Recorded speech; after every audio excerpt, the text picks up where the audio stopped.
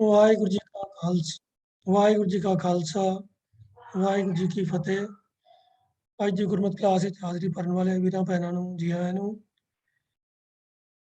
ਅੱਜ ਦੀ ਕਲਾਸ ਵਿੱਚ ਅਸੀਂ ਨਵੇਂ ਪਾਤਸ਼ਾਹ ਸਾਹਿਬ ਸ੍ਰੀ ਗੁਰੂ ਤੇਗ ਬਹਾਦਰ ਸਾਹਿਬ ਜੀ ਦੇ ਉਚਾਰਨ ਕੀਤੇ ਹੋਏ ਸ਼ਲੋਕਾਂ ਦੀ ਜੋ ਵਿਆਖਿਆ ਪਿਛਲੇ 2 ਕਲਾਸਾਂ ਤੋਂ ਜਿਹੜੀ ਵਾਰ ਚੱਲ ਰਹੀ ਹੈ ਉਸ ਨੂੰ ਅੱਗੇ ਚਲਾਵਾਂਗੇ।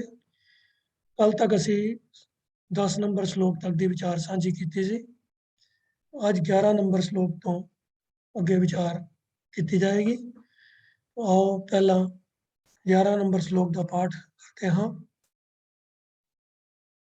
5 तत्व को तन रचियो, जानो चतुर सुजान, जे ते उपजियो नानका, लीन ताहे मैं मान। एक बड़ा ऑब्वियस जा फैक्ट है जो सारिਆਂ ਨੂੰ पता भी है, पर उस चीज़ का जो असल इंपैक्ट है ਉਹਨੂੰ ਆਮ ਤੌਰ ਤੇ ਲੋਕ ਇਗਨੋਰ ਕਰ ਦਿੰਦੇ ਹਨ ਜਾਂ ਉਸ ਦਾ ਧਿਆਨ ਨਹੀਂ ਰੱਖਦੇ। ਉਸ ਸੱਚਾਈ ਦੇ ਬਾਰੇ ਇਸ ਸ਼ਲੋਕ ਦੇ ਵਿੱਚ ਗੱਲ ਕੀਤੀ ਗਈ ਹੈ ਕਿ ਇਹ ਜੋ ਤਨ ਹੈ, ਇਹ ਜੋ ਸਾਡਾ ਸਰੀਰ ਹੈ, ਇਹ 5 ਤੱਤਾਂ ਤੋਂ ਬਣਿਆ ਹੈ। ਇੱਕ ਚੀਜ਼ ਪਹਿਲਾਂ ਤੇ ਇਹ ਸਪਸ਼ਟ ਕਰਨੀ ਜ਼ਰੂਰੀ ਹੈ ਕਿ ਜੋ ਸਕੂਲਾਂ ਦੇ ਵਿੱਚ ਕੈਮਿਸਟਰੀ ਦੇ ਵਿੱਚ ਜਿਹੜੇ ਤੱਤ ਜਾਂ ਐਲੀਮੈਂਟਸ ਦੇ ਬਾਰੇ ਜਾਣਕਾਰੀ ਦਿੱਤੀ ਜਾਂਦੀ ਹੈ, ਉਹ ਤੱਤ ਤੇ ਇਹ 5 ਜਿਹੜੇ ਤੱਤ ਨੇ ਇਹ ਆਪਣੇ ਆਪ 'ਚ ਇੱਕ ਦੂਜੇ ਤੋਂ ਵੱਖਰੇ ਹਨ। ਉਹ ਜਿਹੜਾ ਪੀਰੀਓਡਿਕ ਟੇਬਲ ਦੇ ਵਿੱਚ ਐਲੀਮੈਂਟਸ ਨੇ ਉਹਨਾਂ ਦੇ ਨਾਲ ਇਹਨਾਂ 5 ਤੱਤਾਂ ਦਾ ਕੋਈ ਲੈਣਾ ਦੇਣਾ ਨਹੀਂ ਹੈ। ਇਹ 5 ਤੱਤ ਬੇਸਿਕ ਇਸ ਤਰੀਕੇ ਨਾਲ ਗਿਣੇ ਜਾਂਦੇ ਹਨ ਕਿ ਮਿੱਟੀ ਜਾਂ ਜ਼ਮੀਨ, ਹਵਾ, ਅੱਗ, ਪਾਣੀ ਤੇ ਆਕਾਸ਼, ਇਹਨਾਂ ਨੂੰ 5 ਮੇਨ ਇੰਗਰੀਡੀਐਂਟਸ ਮੰਨਿਆ ਜਾਂਦਾ ਹੈ ਜਿਨ੍ਹਾਂ ਤੋਂ ਇਹ ਰਚਨਾ ਸਾਰੀ ਕੁਦਰਤ ਦੀ ਔਰ ਸਾਰੇ ਇਨਸਾਨੀ ਸਰੀਰ ਦੀ ਵੀ ਹੋਈ ਮੰਨੀ ਜਾਂਦੀ ਹੈ। ਪੁਰਾਤਨ ਧਾਰਮਿਕ ਗ੍ਰੰਥਾਂ ਦੇ ਅੰਦਰ ਇਹਨਾਂ 5 ਤੱਤਾਂ ਦਾ ਜ਼ਿਕਰ ਮਿਲਦਾ ਹੈ ਕਾਫੀ ਪੁਰਾਣੇ ਸਮੇਂ ਤੋਂ।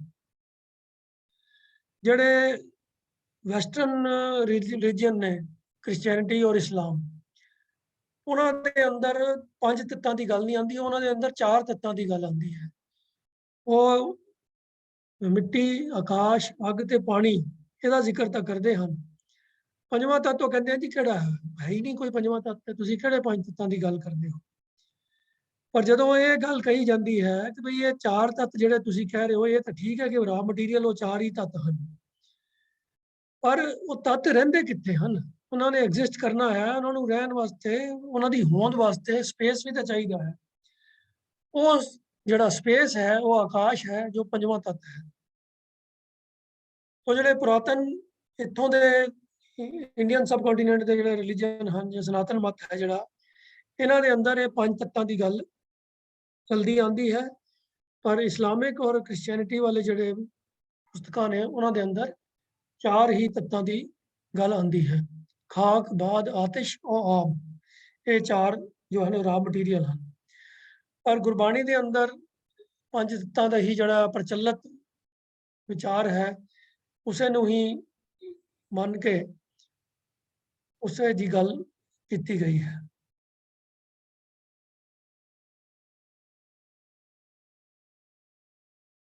तो स्क्रीन शेयरिंग बंद हो गई है, मैं कोशिश करता कि फिर अपने को ट्राई कर देना।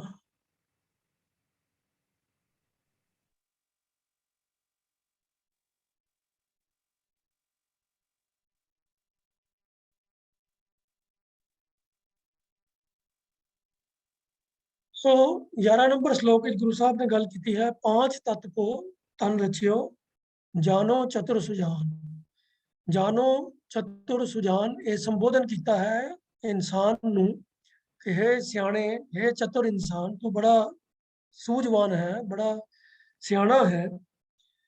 और ये तेनों गल पता भी है जिहड़ी मैं दस रहा हाँ कि मनुखा शरीर इन्हां 5 तत्तां तो ही बनया है। ये गल तू चंगी तरह जानदा है, इसलिए इंसान नू चतुर ते सुजान वर्गे लफ्ज़ां दे नाल गुरु साहब ने इत्थे संबोधन किया है।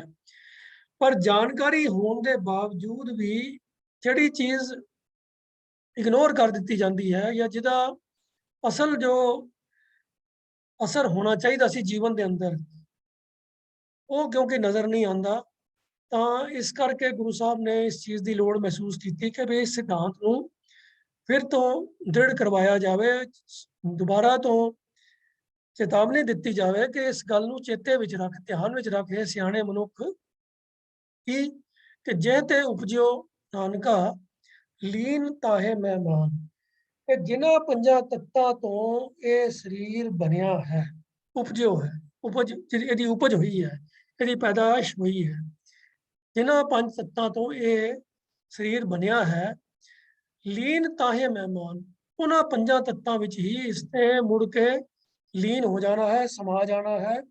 ਇਹਦਾ अंत भी इन्हां पंजा तत्तां दे विच ही वापसी दे नाल है। तो ये गल भी बहुतात इंसानां नूं पता ही है, जिन्ने भी ग्रोन अप एडल्ट्स ने घट्टो घट्ट उन्हां नूं ते जानकारी सब नूं हुंदी ही है कि जदों इंसान दी जीवन यात्रा खत्म हुंदी है ਤਾਂ ਉਹਦੇ ਸਰੀਰ ਨੂੰ ਜਿਸ ਤਰੀਕੇ ਨਾਲ ਵੀ ਡਿਸਪੋਜ਼ ਆਫ ਕੀਤਾ ਜਾਵੇ, ਚਾਹੇ ਮਿੱਟੀ 'ਚ ਦਫਨ ਕਰਕੇ ਕਬਰ ਬਣਾ ਕੇ ਦਫਨਾਇਆ ਜਾਵੇ, ਚਾਹੇ ਅੱਗ 'ਚ ਸਾੜਿਆ ਜਾਵੇ, ਉਹ ਜਿਹੜੇ ਤੱਤ ਹਨ ਉਹ ਆਪਣੇ ਆਪਣੇ ਜਗ੍ਹਾ ਤੇ ਵਾਪਸੀ ਉਹਨਾਂ ਦੀ ਹੋ ਜਾਂਦੀ ਹੈ। ਮਿੱਟੀ ਵਿੱਚ ਮਿੱਟੀ ਰਲ ਜਾਂਦੀ ਹੈ, ਹਵਾ ਦੇ ਵਿੱਚ ਹਵਾ, ਪਾਣੀ ਦੇ ਨਾਲ ਪਾਣੀ, ਅੱਗ ਦੇ ਵਿੱਚ ਅੱਗ, ਇਹ ਚੀਜ਼ਾਂ ਆਪਸ ਵਿੱਚ ਲੀਨ ਹੋ ਜਾਂਦੀਆਂ ਹਨ ਤੇ ਬਾਡੀ ਦੀ ਐਗਜ਼ਿਸਟੈਂਸ ਜਿਹੜੀ ਹੈ ਉਹ ਖਤਮ ਹੋ ਜਾਂਦੀ ਹੈ। ਜਿਨ੍ਹਾਂ ਤੱਤਾਂ ਦੇ ਕੰਬੀਨੇਸ਼ਨ ਦੇ ਨਾਲ ਇਹ ਸਰੀਰ ਹੋਂਦ ਵਿੱਚ ਆਇਆ ਸੀ, ਜਦੋਂ ਸਰੀਰ ਦੇ ਅੰਦਰੋਂ ਚੇਤਨ ਸੱਤਾ, ਲਾਈਫ ਫੋਰਸ ਖਤਮ ਹੋ ਜਾਂਦਾ ਹੈ, ਜਦੋਂ ਸਵਾਸ ਚੱਲਣੇ ਬੰਦ ਹੋ ਜਾਂਦੇ ਹਨ, ਤਾਂ ਉਸ ਤੋਂ ਬਾਅਦ ਇਸ ਸਰੀਰ ਨੂੰ ਜਿਸ ਕਿਸ ਤਰੀਕੇ ਦੇ ਨਾਲ ਵੀ ਡਿਸਪੋਜ਼ ਆਫ ਕੀਤਾ ਜਾਵੇ, ਇਹ ਤੱਤ ਜਿਹੜੇ ਹਨ ਮੁੜ ਕੇ ਆਪਣੇ ਆਪਣੇ ਪੁਰਾਣੇ ਤੱਤਾਂ ਦੇ ਵਿੱਚ ਹੀ ਲੀਨ ਹੋ ਜਾਂਦੇ ਹਨ। ਉਹ ਇਹ ਗੱਲ ਦ੍ਰਿੜ ਕਰਵਾਉਣ ਦੇ ਪਿੱਛੇ ਭਾਵਨਾ ਕੀ ਹੈ ਕਿ ਬਈ ਜਦ ਇਸ ਚੀਜ਼ ਦੀ ਐਗਜ਼ਿਸਟੈਂਸ ਟੈਂਪਰੇਰੀ ਹੈ ਕਿ ਜਿੰਨਾ ਕੁ ਸਮਾਂ ਜੀਵਨ ਦਾ ਪ੍ਰਭੂ ਵੱਲੋਂ ਇਨਸਾਨ ਨੂੰ ਮਿਲਿਆ ਹੈ, ਉਹਨਾਂ ਚਿਰ ਹੀ ਇਸ ਸਰੀਰ ਦੀ ਐਗਜ਼ਿਸਟੈਂਸ ਹੈ। ਇਹ ਸਰੀਰ ਇੱਕ ਤਰੀਕੇ ਦਾ ਇੱਕ ਵਹੀਕਲ ਹੈ ਜਿਹਦੇ ਵਿੱਚ ਇਹ ਸਵਾਸਾਂ ਨੇ ਆਪਣੀ ਗਤੀ ਨੂੰ ਕੰਟੀਨਿਊ ਰੱਖਣਾ ਹੈ, ਇਹ ਲਾਈਫ ਫੋਰਸ ਨੇ ਕੰਮ ਕਰਨਾ ਹੈ ਤੇ ਉਸ ਤੋਂ ਬਾਅਦ ਇਸ ਵਹੀਕਲ ਦਾ ਕੋਈ ਯੂਜ਼ ਨਹੀਂ ਰਹਿ ਜਾਣਾ ਔਰ ਇਹਨੇ ਡਿਸਇੰਟੀਗ੍ਰੇਟ ਹੋ ਹੀ ਜਾਣਾ ਹੈ। ਤਾਂ ਫਿਰ ਇਸ ਟੈਂਪਰੇਰੀ ਅਪਲਾਇੰਸ ਦਾ ਇੰਨਾ ਜ਼ਿਆਦਾ ਗੁਮਾਨ, ਇੰਨਾ ਜ਼ਿਆਦਾ ਇਹਦੇ ਨਾਲ ਅਟੈਚਮੈਂਟ ਕਰਨ ਦਾ ਕੀ ਵਜ੍ਹਾ ਹੈ? ਕਿਉਂ ਲੋਕੀ ਆਪਣੇ ਸਰੀਰ ਦੇ ਨਾਲ ਇਤਨੇ ਜ਼ਿਆਦਾ ਅਟੈਚਡ ਹੁੰਦੇ ਹਨ ਕਿ ਇਸ ਸਰੀਰ ਦੀ ਦਿਖਾਵਟ, ਇਸ ਸਰੀਰ ਦਾ ਸ਼ੋਅ ਆਫ, ਇਹਦੀ ਮੇਨਟੇਨੈਂਸ, ਇਹਨੂੰ ਸਜਾਣ ਸਵਾਰਨ ਦੇ ਵਿੱਚ ਹੀ ਜ਼ਿੰਦਗੀ ਦਾ ਬਹੁਮੁੱਲਾ ਸਮਾਂ ਔਰ ਐਫਰਟ ਔਰ એનર્ਜੀ ਇਹਦੇ ਉੱਤੇ ਲਗਾ ਦਿੱਤੀ ਜਾਂਦੀ ਹੈ। ਅੱਜ ਅਸੀਂ ਆਪਣੇ ਆਲੇ ਦੁਆਲੇ ਦੇਖ ਸਕਦੇ ਹਾਂ ਕਿ ਸਰੀਰ ਦੀ ਬਿਊਟੀਫਿਕੇਸ਼ਨ ਜਾਂ ਸਰੀਰ ਦੀ ਜੋ ਦਿਖਾਵਟ ਹੈ ਉਸ ਨੂੰ ਆਪਣੀ ਮਨਮਰਜ਼ੀ ਮੁਤਾਬਕ ਮੇਨਟੇਨ ਕਰਨ ਦੇ ਵਾਸਤੇ ਕਿਤਨੇ ਹੀ ਅਦਾਰੇ ਔਰ ਕਿਤਨੇ ਹੀ ਐਫਰਟ ਕਰਨ ਵਾਲੇ ਕੰਮ ਹਨ ਜਿਹੜੇ ਕੀਤੇ ਜਾਂਦੇ ਹਨ। ਕਿੰਨੇ ਸਾਰੇ ਬਿਜ਼ਨੈਸਿਸ ਹਨ ਜਿਹੜੇ ਸਿਰਫ ਇਸ ਕੰਮ ਵਾਸਤੇ ਹੀ ਹੋਂਦ ਵਿੱਚ ਆਉਂਦੇ ਹਨ ਕਿ ਮਨੁੱਖਾ ਸਰੀਰ ਨੂੰ ਕਿਵੇਂ ਸੋਹਣਾ ਬਣਾਇਆ ਜਾਵੇ, ਕਿਵੇਂ ਇਹਦੀ ਦਿੱਖ ਨੂੰ ਠੀਕ ਤਰੀਕੇ ਦੇ ਨਾਲ ਪੇਸ਼ ਕੀਤਾ ਜਾਵੇ। ਕੁਝ ਸਮਾਂ ਅੱਜ ਤੋਂ ਜੇ ਪਿੱਛੇ ਚਲੇ ਜਾਈਏ 50-100 ਸਾਲ ਪਹਿਲਾਂ, ਤਾਂ ਇਹ ਦਿਖਾਵਟ ਔਰ ਸ਼ੋਅ ਆਫ ਦਾ ਜਿਹੜਾ ਆਹਰ ਸੀਗਾ ਇਹ ਜ਼ਿਆਦਾਤਰ ਔਰਤਾਂ ਦੇ ਵਿੱਚ ਜ਼ਿਆਦਾ ਪ੍ਰਚਲਿਤ ਹੁੰਦਾ ਸੀਗਾ ਤੇ ਆਦਮੀਆਂ ਨੂੰ ਸਿਰਫ ਇਹ ਹੁੰਦਾ ਸੀਗਾ ਕਿ ਉਹ ਆਪਣੇ ਸਰੀਰ ਦੇ ਜੋ ਡੀਲ ਡੋਲ ਹੈ, ਉਹਦੀ ਤਾਕਤ ਹੈ, ਉਹਨੂੰ ਮੇਨਟੇਨ ਕਰਨ ਵਾਲੇ ਪਾਸੇ ਉਹ ਜ਼ਿਆਦਾ ਧਿਆਨ ਦਿੰਦੇ ਸੀਗੇ ਤੇ ਸ਼ੋਅ ਆਫ ਸਰੀਰ ਦਾ ਜੋ ਦਿਖਾਵਟ ਹੈ ਉਹਦੇ ਵਾਲੇ ਪਾਸੇ ਉਹਨਾਂ ਦਾ ਧਿਆਨ ਘੱਟ ਹੁੰਦਾ ਸੀ।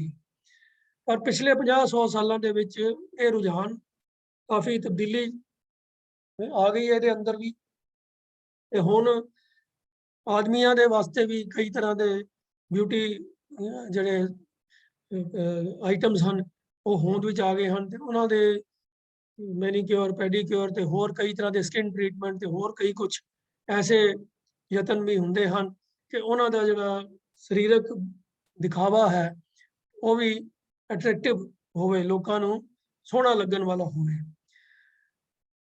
और ऐसे कितने ही होर कम एक्टिविटीज़ ਜਿਹੜੀਆਂ ਨੇ ਉਹ ਹੋਂਦ ਵਿੱਚ ਆ ਗਈਆਂ ਨੇ, ਜਿਹੜੀਆਂ ਟੋਟਲੀ ਇਸ ਗੱਲ ਦੇ ਉੱਤੇ ਹੀ ਫੋਕਸ ਕਰਦੀਆਂ ਹਨ ਕਿ ਸਰੀਰ ਦੀ ਜੋ ਦਿਖਾਵਟ ਹੈ, ਜੋ ਸਰੀਰ ਦੀ ਬਣਤਰ ਹੈ, ਉਹ ਕਿੰਨੀ ਚੰਗੀ ਹੈ, ਕਿੰਨੀ ਸੋਹਣੀ ਹੈ। ਐਸੇ ਕੰਪੀਟੀਸ਼ਨ ਆਪ ਸਾਰੇ ਹੀ ਜਾਣਦੇ ਹੋ, ਜਿਹੜੇ ਮਿਸ ਯੂਨੀਵਰਸ, ਮਿਸ ਵਰਲਡ ਤੇ ਹੋਰ ਕਈ ਤਰ੍ਹਾਂ ਦੇ ਉਹਨਾਂ ਦੇ ਅੱਗੋਂ ਸਬਸਿਡਰੀ ਜਿਹੜੇ ਉਹਨਾਂ ਦੇ ਵਾਸਤੇ ਸਪੋਰਟਿਵ ਹੋਰ ਅਲੱਗ-ਅਲੱਗ ਕੰਟਰੀਜ਼ ਦੇ ਵਿੱਚ ਜਿਹੜੇ ਇਸ ਤਰੀਕੇ ਦੇ ਕੰਪੀਟੀਸ਼ਨ ਹੁੰਦੇ ਹਨ। ਫਿਰ ਉਸੇ ਤਰ੍ਹਾਂ ਦੇ ਹੀ ਮਿਸਟਰ ਯੂਨੀਵਰਸ ਤੇ ਮਿਸਟਰ ਅਲੱਗ-ਅਲੱਗ ਕੰਟਰੀਜ਼ ਦੇ ਬਣਨ ਵਾਲੇ ਇਹ ਸਾਰੇ ਵੀ ਕੰਪੀਟੀਸ਼ਨ ਹੁੰਦੇ ਹਨ, ਜਿਹਦੇ ਵਿੱਚ ਪਾਰਟਿਸਿਪੇਟ ਕਰਨ ਵਾਲਿਆਂ ਦਾ ਫਿਰ ਸਾਰਾ ਧਿਆਨ ਹੀ ਜਿਹੜਾ ਹੈ ਉਹ ਸਰੀਰ ਦੇ ਉੱਤੇ ਹੀ ਫੋਕਸ ਰਹਿੰਦਾ ਹੈ। ਤੇ ਜਿਹੜੇ ਨਹੀਂ ਵੀ ਇਹਨਾਂ ਚੀਜ਼ਾਂ ਦੇ ਵਿੱਚ ਇਨਵੋਲਵ ਹੁੰਦੇ, ਅੱਜ ਦੀ ਡੇਟ ਵਿੱਚ ਜ਼ਮਾਨੇ ਦੇ ਵਿੱਚ ਹੁਣ ਬਹੁਤਾਤ ਲੋਕਾਂ ਨੂੰ ਇਹ ਦਿਮਾਗ ਦੇ ਵਿੱਚ ਖਿਆਲ ਰਹਿੰਦਾ ਹੈ ਕਿ ਸਾਡੇ ਸਰੀਰ ਦਾ ਜੋ ਰਹਿਣ ਸਹਿਣ ਹੈ, ਜੋ ਬਣਾਵਟ ਹੈ, ਉਹ ਲੋਕਾਂ ਨੂੰ ਅਟਰੈਕਟਿਵ ਲੱਗੇ। ਸਾਡੀ ਅਸਲ ਉਮਰ ਜਿਹੜੀ ਹੈ ਉਹ ਲੋਕਾਂ ਨੂੰ ਨਾ ਪਤਾ ਲੱਗੇ। ਤਾਂ ਹੇਅਰ ਡਾਈ ਕਰਨਾ, ਸਕਿਨ ਦੀ ਟ੍ਰੀਟਮੈਂਟ ਕਰਨੀ, ਹੋਰ ਕਈ ਤਰ੍ਹਾਂ ਦੇ ਆਹਾਰ ਇਸ ਤਰੀਕੇ ਦੇ ਕਰਕੇ ਇਸ ਸਰੀਰ ਨੂੰ ਆਮ ਨਾਲੋਂ ਬਿਹਤਰ ਬਣਾ ਕੇ ਦਿਖਾਉਣ ਦੀ ਕੋਸ਼ਿਸ਼ ਕੀਤੀ ਜਾਂਦੀ ਹੈ। तो सवाल पैदा होता है कि जे इंसान नू समझ है, पता भी है कि ये तन असल विच मिलिया है इस जिंद नू एक सपोर्ट देने वास्ते, एक तरीके का ये भांडा है जिहदे अंदर इस जिंद ने काम करना है। तो असल इंपॉर्टेंट है इस जिंद दी, इस जीव दी जो लाइफ फोर्स जो प्रभु ने इसके अंदर पाया है। तो जदों वो लाइफ फोर्स निकल जाता है तो फिर शरीर की कोई वैल्यू ही नहीं रह जाती। वो एक सिर्फ रॉ मटीरियल जो चार चीज़ां इकट्ठियां हुई ने वही है, बाकी और कुछ भी नहीं है।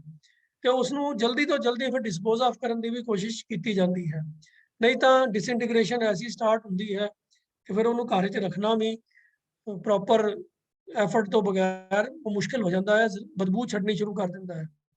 तो जिथे किधरे संस्कार करने या दफन करने कुछ समा ज़्यादा लगना होंदा है तो उत्थे बकायदा डीप फ्रीज या होर बर्फ की सिलियां वगैरह का अरेंजमेंट करके ते बॉडी को डिसइंटीग्रेट होने तो बचाने की कोशिश करनी पैंदी है, नहीं तो इतनी ज़्यादा बदबू आनी शुरू हो जाती है कि उत्थे किसी का रुकना भी मुश्किल हो जाए।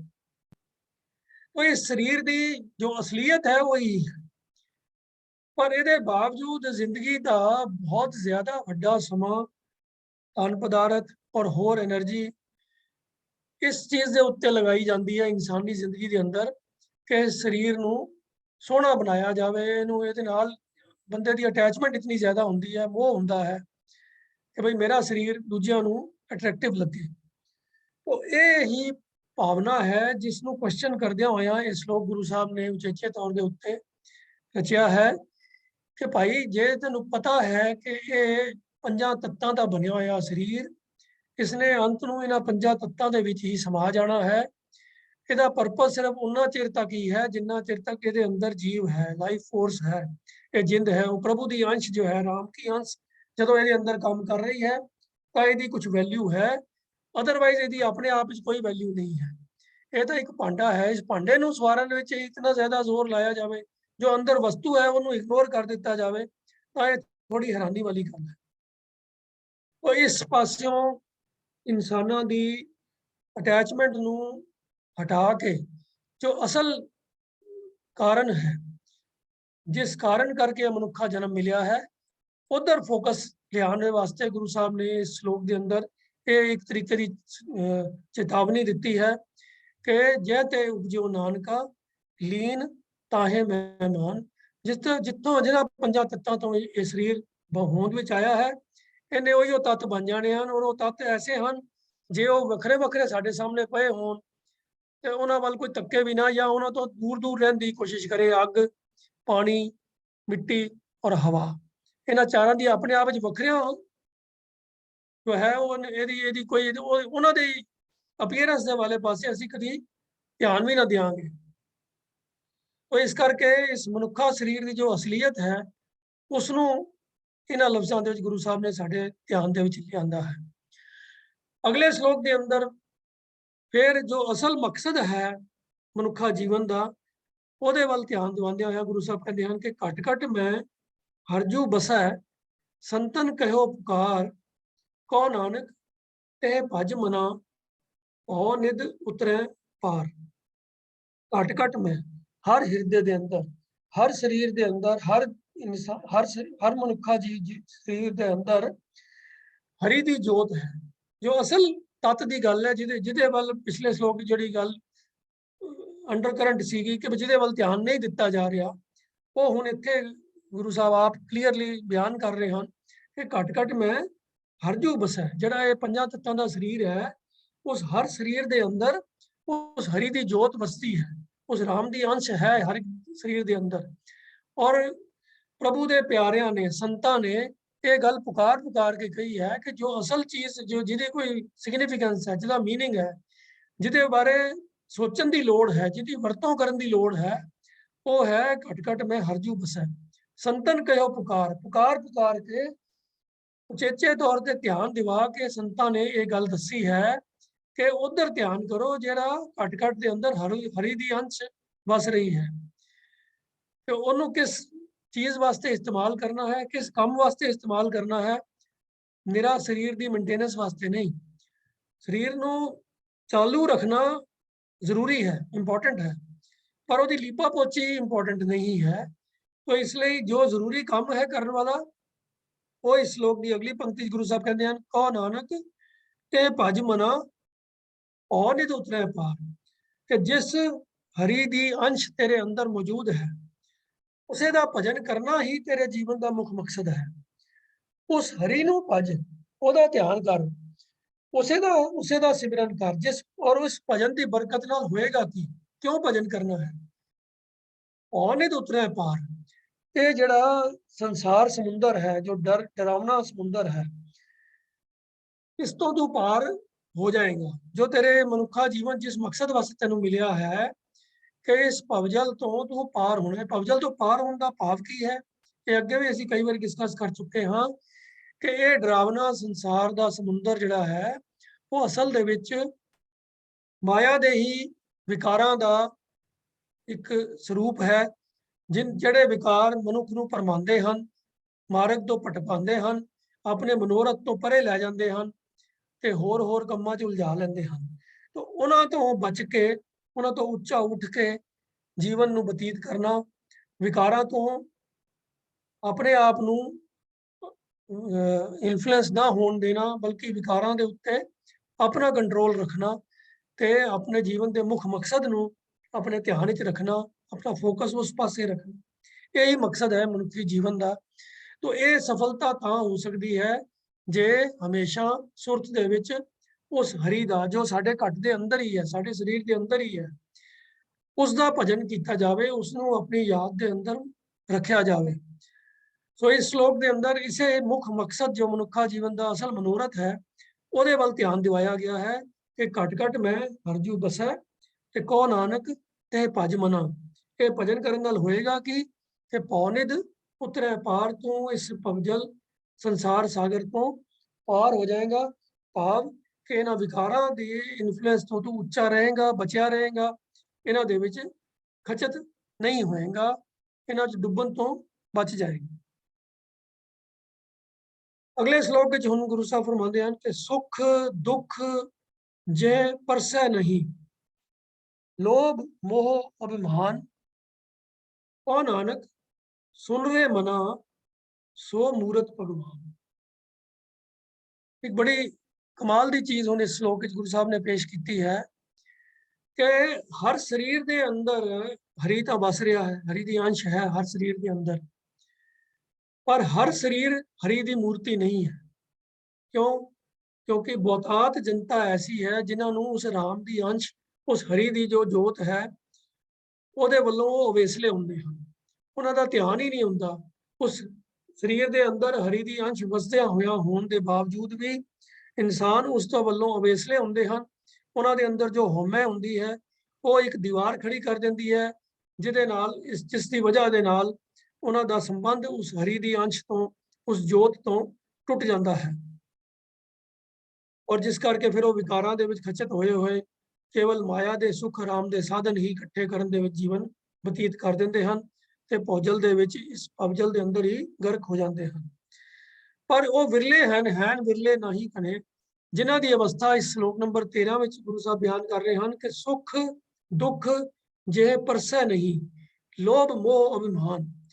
ਉਹ ਲੋग ਜਿਨ੍ਹਾਂ ਨੂੰ ਸੁਖ ਤੇ ਦੁੱਖ ਕੋਈ ਜਿਨ੍ਹਾਂ ਨੂੰ ਛੂੰਹਦੇ ਨਹੀਂ ਹਨ, ਭਾਵ ਜਿਨ੍ਹਾਂ ਨੂੰ ਅਫੈਕਟ ਨਹੀਂ ਕਰਦੇ। ਜੀਵਨ ਵਿੱਚ ਸੁਖ ਆਏ ਦੁੱਖ ਆਏ ਉਹਨਾਂ ਵਾਸਤੇ ਇੱਕੋ ਬਰਾਬਰ ਹੈ। ਲੋਭ ਮੋਹ ਤੇ ਅਭਿਮਾਨ ਜਿਨ੍ਹਾਂ ਦੇ ਜੀਵਨ ਦੇ ਵਿੱਚ ਆਪਣਾ ਇਨਫਲੂਐਂਸ ਕਰ ਹੀ ਨਹੀਂ ਸਕਦੇ। ਨਾ ਉਹਨਾਂ ਦੇ ਜੀਵਨ ਵਿੱਚ ਲਾਲਚ ਹੈ, ਨਾ ਮੋਹ ਹੈ, ਨਾ ਹੰਕਾਰ ਹੈ। ਉਹ ਐਸੇ ਇਨਸਾਨਾਂ ਦੀ ਗੱਲ ਛੇੜਦਿਆਂ ਹੋਇਆ ਗੁਰੂ ਸਾਹਿਬ ਕਹਿੰਦੇ ਹਨ ਕਿ ਇਮੇਜਿਨ ਕਰੋ ਕਿ ਜਿਨ੍ਹਾਂ ਦੇ ਜੀਵਨ ਦੇ ਅੰਦਰ ਸੁੱਖ ਔਰ ਦੁੱਖ ਇੱਕ ਸਮਾਨ ਨੇ, ਤੇ ਜਿਨ੍ਹਾਂ ਨੂੰ ਲੋਭ ਮੋਹ ਤੇ ਹੰਕਾਰ ਬਿਲਕੁਲ ਜਿਨ੍ਹਾਂ ਦੇ ਉੱਤੇ ਅਸਰ ਹੀ ਨਹੀਂ ਪਾ ਸਕਦੇ, ਜੋ ਕਿ ਆਮ ਇਨਸਾਨਾਂ ਦੇ ਜੀਵਨ ਦੇ ਵਿੱਚ ਆਪਣਾ ਕਲੇਸ਼ ਪਾਈ ਰੱਖਦੇ ਹਨ, ਇਨਸਾਨ ਨੂੰ ਭਰਮਾਈ ਰੱਖਦੇ ਹਨ। ਜਿਹੜੇ ਪੰਜ ਵਿਕਾਰ ਮਾਇਆ ਦੇ ਹਨ ਉਹ ਆਮ ਹਰ ਇਨਸਾਨ ਨੂੰ ਇਨਫਲੂਐਂਸ ਕਰਦੇ ਹਨ। ਬਹੁਤਾਤ ਇਨਸਾਨ ਉਹਨਾਂ ਦੇ ਇਨਫਲੂਐਂਸ ਦੇ ਅਧੀਨ ਹੀ ਆਪਣਾ ਜੀਵਨ ਬਤੀਤ ਕਰਦੇ ਹਨ। ਪਰ ਉਹਨਾਂ ਐਕਸੈਪਸ਼ਨਲ ਲੋਕਾਂ ਦੀ ਗੱਲ ਗੁਰੂ ਸਾਹਿਬ ਇੱਥੇ ਕਰ ਰਹੇ ਹਨ ਕਿ ਜਿਨ੍ਹਾਂ ਨੂੰ ਸੁੱਖ ਔਰ ਦੁੱਖ ਡੁਲਾਉਂਦੇ ਨਹੀਂ ਹਨ, ਜੋ ਕਿ ਆਮ ਇਨਸਾਨ ਸੁੱਖ ਵਿੱਚ ਉਛਲ ਕੇ ਪੈਂਦਾ ਹੈ, ਦੁੱਖਾਂ ਦੇ ਵਿੱਚ ਢੇਰੀ ਢਾ ਕੇ ਬਹਿ ਜਾਂਦਾ ਹੈ। ਪਰ ਇੱਥੇ ਗੁਰੂ ਸਾਹਿਬ ਐਸੇ ਇਨਸਾਨ ਦੀ ਗੱਲ ਕਰ ਰਹੇ ਹਨ ਕਿ ਸੁੱਖ ਦੁੱਖ ਜੇ ਪਰਸੈ ਨਹੀਂ, ਜਿਹਨੂੰ ਉਹ ਛੂ ਨਹੀਂ ਸਕਦਾ, ਜਿਹਨੂੰ ਅਫੈਕਟ ਨਹੀਂ ਕਰ ਸਕਦਾ। ਸੁੱਖ ਆਵੇ ਦੁੱਖ ਆਵੇ ਉਹ ਆਪਣੀ ਇੱਕ ਅਡੋਲਤਾ ਦੀ ਅਵਸਥਾ ਵਿੱਚ ਰਹਿੰਦੇ ਹਨ। ਜਿਨ੍ਹਾਂ ਨੂੰ ਲੋਭ ਮੋਹ ਤੇ ਹੰਕਾਰ ਛੂ ਨਹੀਂ ਸਕਦੇ, ਨਾ ਉਹਨਾਂ ਦੇ ਜੀਵਨ ਵਿੱਚ ਲੋਭ ਹਾਵੀ ਹੁੰਦਾ ਹੈ, ਨਾ ਮੋਹ ਉਹਨਾਂ ਨੂੰ ਭਟਕਾਉਂਦਾ ਹੈ, ਨਾ ਹੀ ਹੰਕਾਰ ਦੀ ਭਾਵਨਾ ਉਹਨਾਂ ਦੇ ਅੰਦਰ ਹੁੰਦੀ ਹੈ। ਉਹ ਐਸੇ ਬੰਦਿਆਂ ਦੇ ਵਾਸਤੇ ਗੁਰੂ ਸਾਹਿਬ ਕਹਿੰਦੇ ਹਨ ਕਿ ਕਹੋ ਨਾਨਕ ਸੁਣ ਰੇ ਮਨਾ ਸੋ ਮੂਰਤ ਭਗਵਾਨ। ਇਹ ਗੱਲ ਪੱਕੀ ਜਾਣ ਲੈ ਕਿ ਐਸੇ ਲੋਕ ਹਨ ਜਿਹੜੇ ਸਾਖਿਆਤ ਭਗਵਾਨ ਦੀ ਮੂਰਤੀ ਹਨ, ਪ੍ਰਭੂ ਦਾ ਹੀ ਰੂਪ ਹਨ। ਕਿਉਂ? ਕਿਉਂਕਿ ਉਹਨਾਂ ਦਾ ਸੰਪਰਕ, ਉਹਨਾਂ ਦਾ ਸੰਬੰਧ ਉਸ ਪ੍ਰਭੂ ਦੀ ਜੋਤ ਦੇ ਨਾਲ ਜੁੜਿਆ ਹੁੰਦਾ ਹੈ। ਉਹਨਾਂ ਦੀ ਸੁਰਤ ਦੇ ਵਿੱਚ ਉਹ ਹਰੀ ਦਾ ਭਜਨ ਕੰਟੀਨਿਊਸ ਚੱਲਦਾ ਰਹਿੰਦਾ ਹੈ, ਉਸ ਦੀ ਯਾਦ ਉਹਨਾਂ ਦੀ ਸੁਰਤ ਦੇ ਵਿੱਚ ਹਮੇਸ਼ਾ ਬਣੀ ਰਹਿੰਦੀ ਹੈ। ਤੋ ਜਿਨ੍ਹਾਂ ਦੀ ਸੁਰਤ ਪ੍ਰਭੂ ਦੇ ਸਿਮਰਨ ਦੇ ਨਾਲ ਜੁੜ ਜਾਂਦੀ ਹੈ ਉਹ ਇੱਕ ਮਾਨੋ ਉਸ ਭਗਵਾਨ ਦੀ ਮੂਰਤੀ ਹੀ ਬਣ ਜਾਂਦੇ ਹਨ, ਉਸ ਹਰੀ ਦਾ ਹੀ ਰੂਪ ਹੋ ਜਾਂਦੇ ਹਨ। तो ये 12 और 13 नंबर श्लोकों ਨੂੰ ਮਿਲਾ ਕੇ ਪੜ੍ਹ ਕੇ ਇਹ ਗੱਲ ਸਪਸ਼ਟ ਹੋ ਜਾਂਦੀ ਹੈ ਕਿ ਹਰੀ ਦਾ ਭਜਨ ਕਰਨ ਦੇ ਨਾਲ ਕੀ ਹੁੰਦਾ ਹੈ ਕਿ ਇਨਸਾਨ ਭਉ-ਨਿਧ ਤੋਂ ਇਸ ਭਵਜਲ ਤੋਂ ਪਾਰ ਹੋ ਜਾਂਦਾ ਹੈ। ਭਾਵ ਸੁੱਖ ਦੁੱਖ ਲੋਭ ਮੋਹ ਅਭਿਮਾਨ ਇਹਨਾਂ ਸਭ ਤੋਂ ਉੱਚਾ ਉੱਠ ਜਾਂਦਾ ਹੈ। ਉਹਨੂੰ ਇਹ ਪਰਸ ਨਹੀਂ ਸਕਦੇ, ਉਹਨੂੰ ਇਹ ਅਫੈਕਟ ਨਹੀਂ ਕਰ ਸਕਦੇ। ਤੇ ਜਿਹਨੂੰ ਇਹ ਅਫੈਕਟ ਨਹੀਂ ਕਰਦੇ ਉਹਦੀ ਸੁਰਤ ਜਿਹੜੀ ਹੈ ਪ੍ਰਭੂ ਦੇ ਨਾਲ ਇਕਮਿਕ ਹੋ ਜਾਂਦੀ ਹੈ, तो वो प्रभु ਦਾ ਹੀ ਰੂਪ ਹੋ ਜਾਂਦਾ ਹੈ। तो ਕਉ ਨਾਨਕ ਸੁਨ ਰੇ ਮਨਾ ਸੋ ਮੂਰਤ ਭਗਵਾਨ। ਉਹ ਐਸਾ ਇਨਸਾਨ ਜਿਹੜਾ ਪ੍ਰਭੂ ਦਾ ਭਜਨ ਕਰਦਾ ਹੈ, ਜਿਹਦੀ ਸੁਰਤ ਦੇ ਵਿੱਚ ਪ੍ਰਭੂ ਦੀ ਹੀ ਯਾਦ ਵਸ ਜਾਂਦੀ ਹੈ, ਉਹ ਵਿਕਾਰਾਂ ਤੋਂ ਉੱਚਾ ਉੱਠ ਜਾਂਦਾ ਹੈ, ਮਾਨੋ ਉਹ ਭਵਜਲ ਤੋਂ ਪਾਰ ਹੋ ਜਾਂਦਾ ਹੈ। ਇਹ ਲੋਭ ਮੋਹ ਹੰਕਾਰ ਸੁੱਖ ਔਰ ਦੁੱਖ ਉਹਨੂੰ ਡੁਲਾਉਂਦੇ ਨਹੀਂ ਹਨ। तो ऐसे इंसान वास्ते गुरु साहब कहते हैं कि ये गल समझ लै कि वाकई सही मायने विच साक्षात वो प्रभु की ही मूरत है। तो जे प्रभु के दीदार करने होन तो प्रभु कोई किसी सतवें आसमान ते नहीं रहिंदा, किसी खास मोर महल वखरा बना के नहीं रहिंदा। खालक खलक में वो खलक दे विच ही है, घट घट में हरजू बसै। पर गल सिर्फ इतनी है कि हर घट दे विचों उहदे दीदार हुंदे नहीं हन, पर उन्हां लोकां दे विचों दीदार हो सकदे हन। ਉਹ ਮੂਰਤ ਭਗਵਾਨ ਬਣੇ ਹੋਏ ਨਜ਼ਰ ਆ ਜਾਂਦੇ ਹਨ ਜਿਨ੍ਹਾਂ ਦੇ ਅੰਦਰ ਇਹ ਵਾਲੇ ਗੁਣ ਪ੍ਰਗਟ ਹੋ ਜਾਂਦੇ ਹਨ, ਔਰ ਇਹ ਪ੍ਰਗਟ ਹੁੰਦੇ ਹਨ ਹਰੀ ਦੇ ਭਜਨ ਦੇ ਨਾਲ, ਪ੍ਰਭੂ ਦੀ ਯਾਦ ਨੂੰ ਨਾਲ ਆਪਣੀ ਸੁਰਤ ਦੇ ਵਿੱਚ ਪ੍ਰਭੂ ਦੀ ਯਾਦ ਨੂੰ ਵਸਾਉਂਦੇ। ਇਸੇ ਹੀ ਅਵਸਥਾ ਦੀ ਗੱਲ ਨੂੰ ਅੱਗੇ ਅਗਲੇ ਸ਼ਲੋਕ ਵਿੱਚ ਵੀ ਗੁਰੂ ਸਾਹਿਬ ਬਿਆਨ ਕਰਦੇ ਹਨ ਕਿ ਉਸਤਤ ਨਿੰਦਿਆ ਨਾਹਿ ਜਿਹ ਕੰਚਨ ਲੋਹ ਸਮਾਨ ਕਉ ਨਾਨਕ सुन रे मना मुकत ताहे तै जान। साडे गुआंढी मत दे अंदर मुक्ति का बहुत ज्यादा वर्णन आता है कि जी मरण तो बाद मुक्ति मिलती है। गुरमत ने इस मरण तो बाद की मुक्ति नूं स्वीकार नहीं किया। इत्थे तां जीउंदे जी मुक्ति की गल की गई है, क्योंकि वो किहड़े इंसान हैं जिहड़े जीउंदे जी मुक्त हुंदे हन। उन्हां दी व्याख्या कोई थोड़ी इस श्लोक के अंदर गुरु साहब कर रहे हैं कि उस्तत निंदिया नाहि जिह। कि जिस इंसान नूं कोई ਉਹਦੀ ਸਿਫਤ करे ਤੇ ਕੋਈ ਉਸਨੂੰ ਉਹਦੀ ਨਿੰਦਿਆ ਕਰ ਦੇਵੇ, ਉਹਨੂੰ ਕੋਈ ਫਰਕ ਨਹੀਂ ਪੈਂਦਾ। ਜਿਵੇਂ ਪਿਛਲੇ ਸ਼ਲੋਕ ਵਿੱਚ ਗੱਲ ਆਈ ਕਿ ਸੁੱਖ ਦੁੱਖ ਜੇ ਪਰਸੇ ਨਹੀਂ, ਹੁਣ ਉਸੇ ਹੀ ਅਵਸਥਾ ਵਾਲੇ ਇਨਸਾਨ ਦੀ ਇੱਕ ਹੋਰ ਪੱਖ ਨੂੰ ਉਜਾਗਰ ਕਰ ਰਹੇ ਹਨ ਕਿ ਉਸਤਤ ਨਿੰਦਿਆ ਨਾ ਹੈ ਜੀ, ਸੁੱਖ ਔਰ ਦੁੱਖ ਤਾਂ ਉਹਨੂੰ ਨਹੀਂ ਡੁਲਾਉਂਦੇ। ਕਈ ਵਾਰੀ ਕੀ ਹੁੰਦਾ ਹੈ ਕਿ ਇਨਸਾਨ ਦੁੱਖ ਔਰ ਸੁੱਖ ਦੇ ਵਿੱਚ ਤਾਂ ਅਡੋਲ ਰਹਿਣਾ ਸਿੱਖ ਜਾਂਦਾ ਹੈ, ਆਪਣੇ ਆਪ ਨੂੰ ਟ੍ਰੇਨ ਕਰ ਲੈਂਦਾ ਹੈ, ਲੋਭ ਔਰ ਮੋਹ ਤੋਂ ਹੰਕਾਰ ਤੋਂ ਵੀ ਆਪਣੇ ਆਪ ਨੂੰ ਬਚਾ ਲੈਂਦਾ ਹੈ। ਪਰ ਜੇ ਉਹਦੀ ਬਿਨਾਂ ਵਜ੍ਹਾ ਦੇ ਕੋਈ ਨਿੰਦਿਆ ਕਰ ਦੇਵੇ ਤੇ ਉਹਨੂੰ ਕਈ ਵਾਰੀ ਚੋਟ ਲੱਗਦੀ ਹੈ। ਉਸਨੂੰ ਲੱਗਦਾ ਹੈ ਕਿ ਵੀ ਮੈਂ ਤਾਂ ਆਪਣਾ ਜੀਵਨ ਬਿਲਕੁਲ ਹੀ ਆਪਣੇ ਮਰਿਆਦਾ ਦੇ ਅਨੁਸਾਰ, ਧਰਮ ਦੇ ਦੱਸੇ ਹੋਏ ਮਾਰਗ ਦੇ ਅਨੁਸਾਰ ਬਿਤਾ ਰਿਹਾ ਹਾਂ, ਫਿਰ ਵੀ ਮੇਰੀ ਨਿੰਦਿਆ ਕੀਤੀ ਜਾ ਰਹੀ ਹੈ। ਤਾਂ ਕਈ ਵਾਰੀ ਇਨਸਾਨ ਨੂੰ ਉਹ ਚੀਜ਼ ਪਿੰਚ ਕਰ ਜਾਂਦੀ ਹੈ, ਉਸਦੇ ਹਿਰਦੇ ਨੂੰ ਚੋਟ ਪਹੁੰਚਾਉਂਦੀ ਹੈ। ਪਰ ਗੁਰੂ ਸਾਹਿਬ ਇੱਥੇ ਉਸ ਬੰਦੇ ਦੀ ਗੱਲ ਕਰ ਰਹੇ ਹਨ ਜਿਸ ਨੂੰ ਇਹ ਅਜਾਈ ਕੀਤੀ ਹੋਈ ਨਿੰਦਿਆ ਵੀ ਅਸਰ ਨਹੀਂ ਪਾਉਂਦੀ। ਫਿਰ ਕਈ ਲੋਕ ਉਸਤਤ ਦੇ ਨਾਲ ਵੀ ਥੋੜੇ ਫੁੱਲ ਜਾਂਦੇ ਹਨ, ਉਹ ਆਪਣੇ ਆਪ ਨੂੰ ਦੂਜਿਆਂ ਨਾਲੋਂ ਬਿਹਤਰ ਸਮਝਣਾ ਸ਼ੁਰੂ ਕਰ ਦਿੰਦੇ ਹਨ ਕਿ ਅੱਜ ਮੈਂ ਦੂਜਿਆਂ ਨਾਲੋਂ ਵਧੀਆ ਉੱਚੀ ਅਵਸਥਾ ਤੇ ਪਹੁੰਚ ਗਿਆ ਹਾਂ। ਹੰਕਾਰ ਦੀ ਸੂਖਸ਼ਮ ਜਿਹਾ ਇੱਕ ਵਜ੍ਹਾ ਬਣ ਜਾਂਦੀ ਹੈ ਉਹਨਾਂ ਦੀ ਕੀਤੀ ਹੋਈ ਉਸਤਤ। ਜਦੋਂ ਕੋਈ ਕਿਸੇ ਨੇ ਕੰਮ ਚੰਗਾ ਕੀਤਾ ਵੀ ਹੋਵੇ ਤੇ ਦੂਸਰਾ ਬੰਦਾ ਉਹਦੀ ਤਾਰੀਫ ਕਰ ਦੇਵੇ ਕਿ ਉਹ ਤਾਰੀਫ ਭਾਵੇਂ ਝੂਠੀ ਨਾ ਵੀ ਹੋਵੇ, ਸੱਚੀ ਤਾਰੀਫ ਵੀ ਕੀਤੀ ਜਾਵੇ, ਪਰ ਤਾਂ ਵੀ ਉਸ ਤਾਰੀਫ ਦੀ ਵਜ੍ਹਾ ਦੇ ਨਾਲ ਜੇ ਬੰਦੇ ਦੇ ਮਨ ਦੇ ਵਿੱਚ ਹੰਕਾਰ ਦੀ ਭਾਵਨਾ ਆ ਜਾਵੇ, ਥੋੜਾ ਉਹ ਆਪਣੇ ਆਪ ਨੂੰ ਦੂਜਿਆਂ ਤੋਂ ਬਿਹਤਰ ਸਮਝਣਾ ਸ਼ੁਰੂ ਕਰ ਦੇਵੇ, ਤਾਂ ਉਹ ਵੀ ਉਹਦੇ ਪਤਨ ਦਾ ਕਾਰਨ ਬਣ ਸਕਦੀ ਹੈ। ਤਾਂ ਇਸ ਲਈ ਉਸਤਤ ਤੋਂ ਵੀ ਬਚਣ ਦੀ ਜ਼ਰੂਰਤ ਹੈ। ਆਮ ਤੌਰ ਤੇ ਵੈਸੇ ਗੁਰਮਤਿ ਦੇ ਅੰਦਰ ਜਿਹੜੇ ਉਸਤਤ ਔਰ ਨਿੰਦਾ ਦੇ ਲਫ਼ਜ਼ ਵਰਤੇ ਗਏ ਹਨ ਉਹ ਉਹਨਾਂ ਵਾਸਤੇ ਵਰਤੇ ਗਏ ਹਨ ਜਿਹੜੇ ਸੱਚ ਨੂੰ ਥੋੜਾ ਵਧਾ ਕੇ ਗੱਲ ਕੀਤੀ ਜਾਵੇ ਤਾਂ ਉਸਤਤ ਹੈ, ਜੇ ਸੱਚ ਤੋਂ ਘਟਾ ਕੇ ਕੋਈ ਨੀਵੀਂ ਗੱਲ ਕੀਤੀ ਜਾਏ ਤਾਂ ਉਹ ਨਿੰਦਿਆ ਹੈ। ਸੱਚ ਨੂੰ ਸੱਚ ਬਿਆਨ ਕੀਤਾ ਜਾਏ ਤੇ ਨਾ ਉਹ ਉਸਤਤ ਹੈ ਤੇ ਨਾ ਉਹ ਨਿੰਦਿਆ ਹੈ। ਪਰ ਉਸਤਤ ਔਰ ਨਿੰਦਿਆ ਦੋਵਾਂ ਤੋਂ ਬਚਣ ਦੀ ਗੁਰਮਤਿ ਦੇ ਅੰਦਰ ਸਿੱਖਿਆ ਦਿੱਤੀ ਗਈ ਹੈ। ਤਾਂ ਇੱਥੇ ਉਸਤਤ ਔਰ ਨਿੰਦਿਆ ਦੋਹਾਂ ਦਾ ਜਿਸ ਇਨਸਾਨ ਦੇ ਉੱਤੇ ਅਸਰ ਨਾ ਹੋਵੇ ਅਤੇ ਹੋਰ ਇੱਕ ਉਹਦੀ ਅਵਸਥਾ ਦਾ ਗੁਣ ਬਿਆਨ ਕਰਦਿਆਂ ਹੋਇਆ ਜਿਹਦੇ ਵਾਸਤੇ ਕੰਚਨ ਤੇ ਲੋਹਾ, ਕੰਚਨ ਭਾਵ ਸੋਨਾ ਤੇ ਲੋਹਾ ਇੱਕ ਸਮਾਨ ਹਨ। ਇਹ ਮਿਸਾਲ ਦੇ ਵਜੋਂ ਲਏ ਗਏ ਹਨ।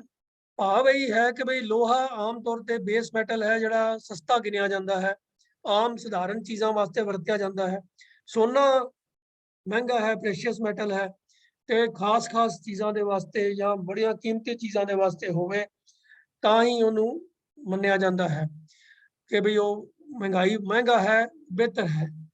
ਪਰ ਜਿਹੜਾ ਭਾਵ ਇਹਦੇ ਕਹਿਣ ਤੋਂ ਇਹ ਹੈ ਕਿ ਬਈ ਕੋਈ ਚੀਜ਼ ਮਾਇਕ ਪੱਖ ਤੋਂ ਭਾਵੇਂ ਜਿੰਨੀ ਮਰਜ਼ੀ ਕੀਮਤੀ ਹੋਵੇ ਤੇ ਚਾਹੇ ਬੜੀ ਘੱਟ ਕੀਮਤ ਵਾਲੀ ਹੋਵੇ, ਉਸ ਇਨਸਾਨ ਨੂੰ ਇਹ ਉਹਦੀ ਮਾਇਕ ਵੈਲਿਊ ਜਿਹੜੀ ਹੈ, ਦੁਨਿਆਵੀ ਪੱਧਰ ਦੀ ਵੈਲਿਊ ਹੈ, ਉਹ ਅਫੈਕਟ ਨਾ ਕਰਦੀ ਹੋਵੇ, ਜਿਹੜਾ ਇੱਕ ਸਮਾਨ ਜਾਣੇ, ਜਿਵੇਂ ਸੁੱਖ ਔਰ ਦੁੱਖ ਨੂੰ ਇੱਕ ਸਮਾਨ ਜਾਣਦਾ ਹੈ ਤਿਵੇਂ ਹੀ ਲੋਹੇ ਔਰ ਸੋਨੇ ਨੂੰ ਇੱਕ ਸਮਾਨ ਜਾਣਦਾ ਹੋਵੇ। ਤਾਂ ਐਸੇ ਇਨਸਾਨ ਦੀ ਗੱਲ ਗੁਰੂ ਸਾਹਿਬ ਕਰਦਿਆਂ ਹੋਇਆਂ ਇਹ ਉਹਦੇ ਗੁਣ ਬਿਆਨ ਕਰਕੇ ਫਿਰ ਅਗਲੀ ਪੰਕਤੀ 'ਚ ਕਹਿੰਦੇ ਹਨ ਕਿ ਕੋ ਨਾਨਕ ਸੁਨ ਰੇ ਮਨਾ ਮੁਕਤ ਤਾਹੇ ਤੈ ਜਾਨ। ਐਸਾ ਇਨਸਾਨ ਜਿਹੜਾ ਉਸਤਤ ਔਰ ਨਿੰਦਿਆ ਨੂੰ ਇੱਕ ਸਮਾਨ ਜਾਣੇ, ਜਿਹੜਾ ਸੋਨੇ ਔਰ ਲੋਹੇ ਨੂੰ ਇੱਕ ਸਮਾਨ ਜਾਣੇ, ਭਾਵ ਜਿਹਨੂੰ ਇਹ ਚੀਜ਼ਾਂ ਆਪਣੇ ਸਿਧਾਂਤ ਤੋਂ, ਆਪਣੇ ਮਾਰਗ ਤੋਂ ਦੁਲਾ ਨਾ ਸਕਣ। ਇਹ ਨਾ ਹੋਵੇ ਕਿ ਬਈ ਕਿਸੇ ਬੰਦੇ ਨੂੰ ਕਿਹਾ ਜਾਵੇ ਕਿ ਬਈ ਜੇ ਮੈਂ ਤੈਨੂੰ 1000 ਰੁਪਇਆ ਦਿਆਂਗਾ ਤੂੰ ਇਹ ਵਾਲਾ ਮਾੜਾ ਕੰਮ ਕਰ ਦੇਗਾ, ਉਹ ਕਹੇ ਨਹੀਂ ਨਹੀਂ ਮੈਂ ਨਹੀਂ ਕਰਦਾ, ਮੈਂ ਐਸੇ ਪਿੱਛੇ ਕੋਈ ਡੋਲਣ ਵਾਲਾ ਬੰਦਾ ਵਾ, ਮੈਂ ਨਹੀਂ ਕਰੂੰਗਾ। ਉਹਨੂੰ ਫਿਰ ਕਿਹਾ ਜਾਏ ਅੱਛਾ ਭਾਈ ਲੱਖ ਰੁਪਇਆ ਦਿਆਂਗੇ, ਉਹ ਕਹਿੰਦਾ ਨਹੀਂ ਨਹੀਂ ਮੈਂ ਨਹੀਂ ਕਰਦਾ। ਫਿਰ 10 ਲੱਖ ਦੀ ਗੱਲ ਕੀਤੀ ਜਾਵੇ, ਕਰੋੜ ਦੀ ਕੀਤੀ ਜਾਵੇ ਤੇ ਉਹਦੇ ਮਨ 'ਚ ਲਾਲਚ ਆ ਜਾਵੇ, ਅੱਛਾ ਕਰੋੜ ਰੁਪਇਆ ਦੇਗਾ ਚੱਲ ਮੈਂ ਮੰਨ ਜਾਂਦਾ, ਤਾਂ ਫਿਰ ਵਿਕਦਾ ਗਿਆ ਨਾ ਬੰਦਾ। ਠੀਕ ਹੈ ਉਹ 1000 ਤੋਂ ਨਹੀਂ ਵਿਕਿਆ, ਲੱਖ ਤੋਂ ਨਹੀਂ ਵਿਕਿਆ, 10 ਲੱਖ ਤੋਂ ਨਹੀਂ ਵਿਕਿਆ, ਪਰ ਕਰੋੜ ਦੇ ਤਾਂ ਵਿਕ ਤੇ ਗਿਆ ਨਾ। तो ਇਹ ਜੋ ਕੰਚਨ ਲੋਹ ਸਮਾਨ ਦੀ ਗੱਲ ਹੈ ਉਹ ਇਹੀ ਭਾਵ ਨੂੰ ਦ੍ਰਿੜ ਕਰਾਂਦੀ ਹੈ ਕਿ ਭਾਵੇਂ ਕੋਈ ਵੱਧ ਤੋਂ ਵੱਧ ਕੀਮਤ ਵਾਲੀ ਚੀਜ਼ ਹੋਵੇ ਤੇ ਭਾਵੇਂ ਘੱਟ ਤੋਂ ਘੱਟ ਵਾਲੀ ਚੀਜ਼ ਹੋਵੇ, ਬੰਦਾ ਆਪਣੇ ਅਸੂਲ ਤੋਂ ਨਾ ਡੁੱਲੇ। ਜਿਹੜਾ 10 ਰੁਪਏ ਦੀ ਰਿਸ਼ਵਤ ਨਾ ਲਵੇ ਪਰ ਕਰੋੜ ਰੁਪਏ ਦੀ ਰਿਸ਼ਵਤ ਲੈ ਲਵੇ, ਰਿਸ਼ਵਤ ਤਾਂ ਰਿਸ਼ਵਤ ਹੀ ਹੈ। कोई बंदा अपने असूल तो बदल जावे बहुते पैसे दे नाल, थोड़े दे नाल ना बदले तां भी बदल तां गया ना, तो वो इस टेस्ट तो फेल है। तो इत्थे गल वो हो रही है, ਜਿਹੜਾ ਵਧੀਆ ਤੋਂ ਵਧੀਆ, ਮਹਿੰਗੀ ਤੋਂ ਮਹਿੰਗੀ ਚੀਜ਼ ਤੇ ਸਸਤੀ ਤੋਂ ਸਸਤੀ ਚੀਜ਼, ਜਿਹਦੇ ਵਾਸਤੇ ਇੱਕ ਬਰਾਬਰ ਹੋਵੇ, ਉਹਨੂੰ ਆਪਣੇ ਅਸੂਲ ਤੋਂ ਡੋਲਣ ਵਿੱਚ ਜਿਹੜੀ ਚੀਜ਼ ਭਰਮਾ ਨਾ ਸਕੇ, ਨਾ ਉਸਤਤ ਭਰਮਾ ਸਕੇ, ਨਾ ਨਿੰਦਾ ਭਰਮਾ ਸਕੇ। तो ऐसे इंसान के अंदर जिहदे अंदर ऐसे गुण होण, ਉਹਦੇ ਵਾਸਤੇ ਗੁਰੂ ਸਾਹਿਬ ਕਹਿੰਦੇ ਹਨ ਕਿ ਕਹੋ ਨਾਨਕ ਸੁਨ ਰੇ ਮਨਾ ਮੁਕਤ ਤਾਹੇ ਤੈ ਜਾਣ। ਉਹ ਇਨਸਾਨ ਅਸਲ ਵਿੱਚ ਜੀਵਨਿਆ ਜੀ ਮੁਕਤ ਹੈ। तो ਇਹ ਮੁਕਤ ਕਾਹਦੇ ਤੋਂ ਹੈ? ਮੁਕਤ ਹੈ ਉਹ ਵਿਕਾਰਾਂ ਤੋਂ, ਅਵਗੁਣਾਂ ਤੋਂ ਮੁਕਤ ਹੈ। ਉਹਦੇ ਅੰਦਰ ਇਹ ਵਾਲੇ ਅਵਗੁਣ ਨਹੀਂ ਹਨ ਕਿ ਜਿਹੜੇ ਉਸਤਤ ਔਰ ਨਿੰਦਿਆ ਦੇ ਨਾਲ ਇਨਸਾਨ ਨੂੰ ਭਰਮਾ ਦਿੰਦੇ ਹਨ, ਜਾਂ ਜਿਹੜੇ ਕੋਈ ਮਾਇਕ ਪਦਾਰਥ ਬਹੁਤਾਤ ਦੇ ਵਿੱਚ ਆ ਜਾਣ ਤੇ ਉਹਦਾ ਮਨ ਡੋਲ ਜਾਵੇ। ਜਿਹਦੇ ਅੰਦਰ ਐਸੇ ਅਵਗੁਣ ਨਹੀਂ ਹਨ, ਉਹ ਇਹਨਾਂ ਅਵਗੁਣਾਂ ਤੋਂ ਮੁਕਤ ਹੈ, ਤਾਂ ਉਸ ਬੰਦੇ ਨੂੰ ਹੀ ਜਿਉਂਦੇ ਜੀ ਮੁਕਤ ਮੰਨਿਆ ਜਾ ਸਕਦਾ ਹੈ। ਕਹੋ ਨਾਨਕ ਸੁਨ ਰੇ ਮਨਾ ਮੁਕਤ ਤਾਹੇ ਤੈ ਜਨ। हे इंसान ਤੂੰ ਐਸੇ ਇਨਸਾਨ, हे ਮੇਰੇ ਮਨ ਤੂੰ ਐਸੇ ਇਨਸਾਨ ਨੂੰ ਹੀ ਸਹੀ ਅਰਥਾਂ ਦੇ ਵਿੱਚ ਮੁਕਤ ਮੰਨ, ਤੇ ਉਹ ਵਿਕਾਰਾਂ ਤੋਂ ਛੁਟਕਾਰਾ ਪਾ ਚੁੱਕਾ ਹੈ। ਮੁਕਤੀ ਦਾ ਭਾਵ ਹੁੰਦਾ ਹੈ ਕਿਸੇ ਚੀਜ਼ ਤੋਂ, ਕਿਸੇ ਬੰਧਨ ਤੋਂ, ਕਿਸੇ ਜਕੜ ਤੋਂ ਛੁੱਟ ਜਾਣਾ। तो ये विकारां दी जकड़ तो जिहड़ा इंसान छुट चुका है, असल च वही मुक्त है, और मरण तो बाद कोई मुक्ति नहीं है। अगले श्लोक 15 नंबर च गुरु साहब फरमाते हैं कि हरख सोग जाकै नहीं बैरी मीत समान, को नानक सुन रे मना मुकत ताहे तै जान। इस श्लोक भी सेम ही गल, सेम सिद्धांत जिहड़ा है वो दृढ़ करवाया गया। थोड़ियां मिसालां थोड़ियां डिफरेंट लईआं गईआं हन। पिछले श्लोक में गल की गई उस्तत ते निंदिया दी ते सोने ते लोहे दी। हुण इत्थे गल कर रहे हैं हरख सोग जाके नहीं। जिस इंसान की जिंदगी के अंदर हरख भाव खुशी, सोग भाव दुख जाके नहीं, जिस तरह 13 नंबर श्लोक में आया सी सुख दुख जे परसै नहीं, तो ये तकरीबन सेम ही भाव है। हरख सोग जाके नहीं, हरख खुशी की कोई वजह, सोग गमी की कोई वजह, जिसनों कोई फर्क नहीं पाती। हरख सोग जाके नहीं, जिन्हों कोई असर ही नहीं है इन्हां चीज़ों का। जिंदगी दे विच मौका खुशी का आया है या गमी का आया है, परिवार दे विच किसी का जन्म होया है या किसी की मौत हुई है, व्यापार दे विच कोई लाभ होया है या नुकसान होया है, कोई फर्क नहीं है। कोई खुशी कोई गमी जो दुनियादारी के नापदंड के मुताबिक खुशी और गमी के जिहड़े मौके हैं उन्होंने इक्वल हैं, उहदे वास्ते बराबर हैं। इसे तरह ही दुनियावी मापदंड के नाल हर इंसान अपनी जिंदगी में कुछ लोगों को अपने मित्र समझता है, कुछ लोगों को अपने दुश्मन समझता है। ਜਿਹੜੇ ਉਹਦੇ जीवन ਦੇ ਵਿੱਚ ਕਿਸੇ ਕੰਮ ਦੇ ਵਿੱਚ ਸਹਾਈ ਹੁੰਦੇ ਹਨ, ਉਹਨਾਂ ਨੂੰ ਇਨਸਾਨ ਆਪਣੇ ਮਿੱਤਰ ਸਮਝਦਾ ਹੈ। ਜਿਹੜੇ ਉਹਦੇ ਕੰਮਾਂ ਦੇ ਵਿੱਚ ਉਹਦੇ ਮਨ ਦੇ ਵਿਚਾਰਾਂ ਦੀ ਪੂਰਤੀ ਦੇ ਰਾਹ ਦੇ ਵਿੱਚ ਰੁਕਾਵਟ ਬਣ ਜਾਂਦੇ ਹਨ, ਇਨਸਾਨ ਉਹਨਾਂ ਨੂੰ ਆਪਣੇ ਦੁਸ਼ਮਣ, ਆਪਣੇ ਵੈਰੀ ਸਮਝ ਲੈਂਦਾ ਹੈ। ਪਰ ਜਿਸ ਇਨਸਾਨ ਦੀ ਜ਼ਿੰਦਗੀ ਦੇ ਵਿੱਚ ਚਾਹੇ ਉਹਦੇ ਕੰਮ ਦੇ ਵਿੱਚ ਕੋਈ ਸਹਾਇਤਾ ਕਰੇ, चाहे कोई रोड़ा अटकाए, चाहे दुनियावी पद्धर के उत्ते कोई उहदा मित्र होवे ते चाहे वैरी होवे, उहदे वास्ते वो एक समान है। उन्होंने उस प्रभु की ही क्रिएशन मन के, उस प्रभु की ही जोत का भांडा समझ के एक समान समझे। ये नहीं है कि जे किसी ने मेरी मदद कर दी है तो वह मेरा मित्र है, वो रब दा बंदा है, तो जिन्हें मेरे राह रोड़ा अटका दिता है, मेरे काम च रुकावट पा दी है, उन्होंने मैं रब दा बंदा ही ना समझा, उन्होंने मैं कोई राक्षस या कुछ होर या मलेच या कोई काफर ਇਹੋ ਜਿਹੀ ਸ਼ਬਦਾਵਲੀ ਵਰਤਣੀ ਸ਼ੁਰੂ ਕਰਦੇ ਹਾਂ ਤਾਂ ਉਹ ਨਜਾਇਜ਼ ਚੀਜ਼ ਹੈ। तो ਸਾਡੇ ਗੁਆਂਢੀ ਮਤਾਂ ਦੇ ਅੰਦਰ ਕਈ ਇਸ ਤਰੀਕੇ ਦੀਆਂ ਟਰਮੀਨੋਲੋਜੀ ਯੂਜ਼ ਕੀਤੀਆਂ ਜਾਂਦੀਆਂ ਹਨ ਕਿ ਉਹ ਫਲਾਣਾ ਮਲੇਚ ਹੈ, ਫਲਾਣਾ ਕਾਫਰ ਹੈ, ਜਿਨ੍ਹਾਂ ਨੂੰ ਉਹ ਇਨਸਾਨੀਅਤ ਤੋਂ ਵੀ ਗਿਰੇ ਹੋਏ ਮੰਨ ਲੈਂਦੇ ਹਨ। तो ऐसी कोई टर्मिनोलॉजी ਇੱਥੇ ਵਰਤਣ ਦੀ ਕੋਈ ਸਿੱਖਿਆ ਨਹੀਂ ਮਿਲਦੀ। ਇੱਥੇ ਤਾਂ ਇਹ ਅਵਸਥਾ ਬਣਾਉਣ ਦੀ ਪ੍ਰੇਰਨਾ ਦਿੱਤੀ ਜਾ ਰਹੀ ਹੈ कि हरख सोग जाके नहीं बैरी मीत समान, को नानक सुन रे मना मुकत ताहे ते जान। तो असल जीवन मुकत वही है जिहड़ा इस तरीके की जिंदगी जीवन के आहर च जुड़ जाए, इहो जिहा एफर्ट करे जिवें पिछले 3 श्लोकां दे गल चलती आ रही है। सुख दुख जे परसै नहीं, लोभ मोह रुनान, उस्तत निंदिया नाहे जे कंचन लो समान, हरख सोग जाके नहीं बैरी मीत समान। सो ये 3 श्लोकों के अंदर ऐसे गुणों को धारण करने की, ऐसी अडोलता की अवस्था बनाने की प्रेरणा की जा रही है कि जिंदगी में सुख आवे दुख आवे, कोई फर्क ना पवे। लोभ दे मोह जिन्हों डुला ना सकन, कोई उस्तत करे भावें निंदिया करे, भावें कोई सोना ऑफर करे ते भावें कोई लोहा ऑफर करे। बंदा अपने असूल तो ना डुले, अपने मार्ग ਨੂੰ ना त्यागे। जिंदगी ਵਿੱਚ खुशी आवे गमी आवे, ਉਹਦਾ ਮਨ ਡੋਲਣਾ ਨਹੀਂ ਚਾਹੀਦਾ। ਕੋਈ ਵੈਰੀ ਮਿਲ ਜਾਵੇ, ਕੋਈ ਮਿੱਤਰ ਮਿਲ ਜਾਵੇ, ਕੋਈ ਰਾਹ ਦੇ ਵਿੱਚ ਰੋੜਾ ਬਣ ਜਾਵੇ, ਕੋਈ ਮਦਦਗਾਰ ਬਣ ਜਾਵੇ, ਇਨਸਾਨੀਅਤ ਦੀ ਮਾਪਦੰਡ ਤੋਂ ਇਨਸਾਨ ਇਨਸਾਨ ਹੀ ਮੰਨਿਆ ਜਾਵੇ, ਇੱਕ ਸਮਾਨ ਗਿਣਿਆ ਜਾਵੇ। तो ऐसे गुण जिस जीवन के अंदर होण, ਜਿਹੜਾ ਇਨਸਾਨ ਆਪਣੇ ਅੰਦਰ ऐसे गुण धारण कर लवे। तो गुरु साहब ने इन्हां तिन्नां श्लोकां दे विच ਇਹ ਬਿਆਨ ਕਰਕੇ ਇਹ ਗੱਲ ਸਮਝਾਈ ਹੈ कि ऐसा इंसान ही सही मायनिਆਂ ਵਿੱਚ प्रभु की मूर्ति है।